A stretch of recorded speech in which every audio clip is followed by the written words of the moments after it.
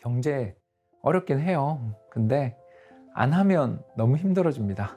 그럴 때는 방법이 하나 있더라고요. 바로 뭐냐면 자기가 좋아하는 것과 연계돼서 공부를 시작하는 게 최고 같아요.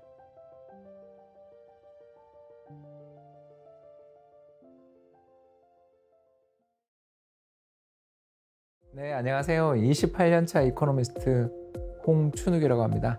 여기서 이코노미스트란 금리나 환율, 주가 같은 경제의 핵심적인 변수를 전망하는 걸 업으로 하고 있는 사람인데요. 맨날 틀려요.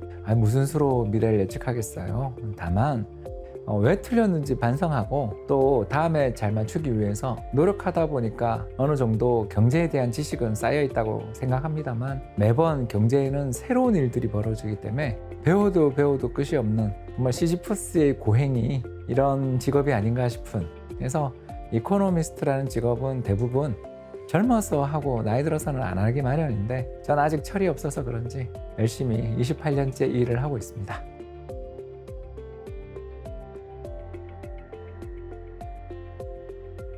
직업은 지금 세 가지 직업을 갖고 있고요. 이제 첫 번째 직업은 뭐 당연하게 홍 작가입니다. 그래서 50대 사건으로 보는 돈의 역사라든가 디플레 전쟁 같은 책들을 지금까지 한 15권 정도 썼고요. 물론 그 가운데는 2권의 번역서도 있습니다. 그래서 저자로서 제일 많이 이야기하고요. 두 번째는 세종사이버대학교 경영학과의 초빙 교수로, 마지막 세 번째는 데이터 노우즈라는 스타트업에 자문하고 있는 중이고요. 그래서 이 세 가지 일을 하느라 사실 직장 생활은 은퇴했다고 생각했었는데 예전보다 좀 더 바쁘게 살고 있는 그런 요즘인 것 같습니다.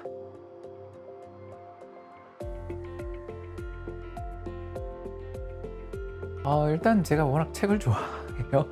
그래서 제가 쓴 책, 그리고 다른 분이 쓴 책들을 좀 소개하고 그 가운데 있는 핵심적인 인사이트들 있지 않습니까? 저는 요새 투자의 시대라고 세상을 좀 정의하고 싶거든요. 투자의 시대가 벌어지게 됐던 이유는 두 가지라고 저는 생각하는데, 첫 번째는 우리나라 경제가 소득 불평등이 말도 못하게 심한 나라가 됐어요. 이 소득 불평등이 심해진 이유는 여러 문제가 있지만 저는 정보통신혁명이라는 세계적인 흐름을 우리가 피해갈 수가 없는 것 같아요. 정보통신혁명 속에서 기계라든가 로봇에게 일자리를 빼앗기는 분들도 무척 많이 나오고 있지만, 또 다른 한편에서는 이렇게 걷잡을 수 없는 아주 빠른 속도로 성장해가는 산업 덕분에 큰 부자가 되거나 또는 소득 수준이 높아진 분들도 세상은 존재하다 보니까, 이 격차를 메우기 위해서라도 또 돈을 많이 버는 분들은 이 격차 속에서 얻은 소득의 우위를 지키기 위해서라도 투자에 관심이 많이 높아지는 그런 세상인데다가, 두 번째 문제는 정보통신혁명이나 이런 여러 가지 문제들로 인해 인플레, 다시 말해서 물가가 잘 안 오르는 세상이 되면서 우리가 한 번도 겪지 못한 초유의 저금리를 맞게 된 거죠. 그래서 돈을 빌리기도 쉽고 이자도 싼 세상이 오니 다들 그걸 어떻게 굴려야 되느냐에 대한 고민들이 많은데, 금융정보 지식이 없는 분들, 또 투자의 세계를 잘 모르시는 분들은 애정을 가지고 열심히 노력한 만큼의 대가를 받지 못하는, 이 과정에서 또 격차가 더 벌어지는 이런 어려움들이 생기는 것 같아요. 이 문제들을 어떻게든 좀 격차를 좁혀보자, 더 나아가서 더 많은 사람들을 더 행복하게 만들면 나도 복을 받지 않겠냐, 이런 생각을 하면서 강의를 기획하게 됐습니다.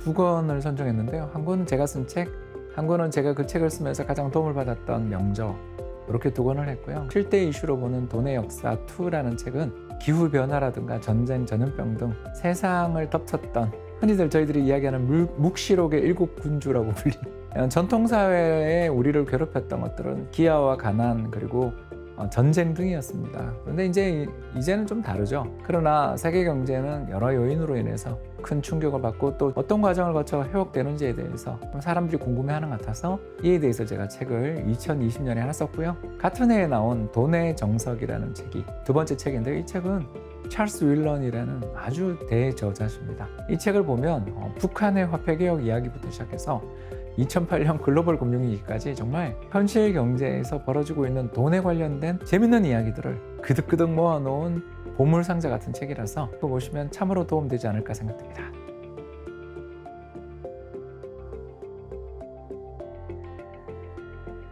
감은 얻지 않을까?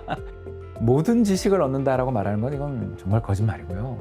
금융의 세계, 또 금융의 시대는 매번 이슈가 달라져요. 예를 들어서 10년 전만 하더라도 중국이 세계 패권을 잡는다라는 류의 책들이 세계 시장을, 도서 시장을 휩쓸었어요. 지금 이렇게 돌이켜보면 맞는 부분도 있지만 굉장히 과한 전망이었다라고 우리 생각하는 거고, 요즘은 저성장의 시대, 제로 성장의 시대가 또 화두가 됐어요. 이런 것처럼 경제는 수많은 이슈들이 끊임없이 반복되고 부각되는 곳이기 때문에 모든 건 알 수는 없습니다. 다만 대신 좋은 거 하나를 가르쳐드리자면, 어떤 낯선 산에 길을 잃었는데 하늘을 보면 북극성이 있고 사람들이나 짐승들이 지나갔던 길은 풀이 누워있다. 이런 것들을 통해서 우리는 길을 찾아갈 방법도 있고, 물소리가 있는 곳을 찾아가면 계곡이 있다는 걸 알 수 있잖아요. 이런 것처럼 경제의 세계, 금융의 세계에서도 방금 제가 이야기했었던 북두칠성 혹은 풀이 누운 자리 같은 경제가 우리에게 들려주고 있는 좋은, 재미있는 신호들이 종종 존재하고, 그 신호를 찾는 방법을 일러드릴 수는 있지 않을까 생각합니다.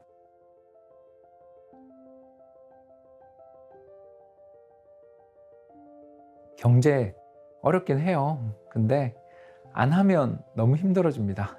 그럴 때는 방법이 하나 있더라고요. 바로 뭐냐면 자기가 좋아하는 것과 연계돼서 공부를 시작하는 게 최고 같아요. 저 같은 경우는 경제학의 세계에 뛰어들게 됐던 이유는, 저는 학부 사학과 출신인데 제가 그때 왜 경제학의 세계에 이렇게 빠져들게 됐나 생각해 보면, 바로 경제, 돈의 흐름들로 인해서 역사가 바뀐다는 면을 알게 되고, 그래서 경제사 관련된 책부터 읽다가 이렇게 업계 이코노미스트 일까지 하게 됐어요. 그래서 저는 인문학과 경제를 녹여서 이야기를 해보고 싶어요. 그렇기 때문에 여러분들이 궁금해하는 공통 분모가 될 수 있는 다양한 역사적 사건, 그리고 해프닝들, 이런 것들을 통해 금융의 역사, 경제의 역사를 공부해 나가다 보면 길을 찾아내지 않을까 생각되니, 연관된 경제적 지식들을 얻어 나간다면 큰 도움 되지 않을까 생각됩니다.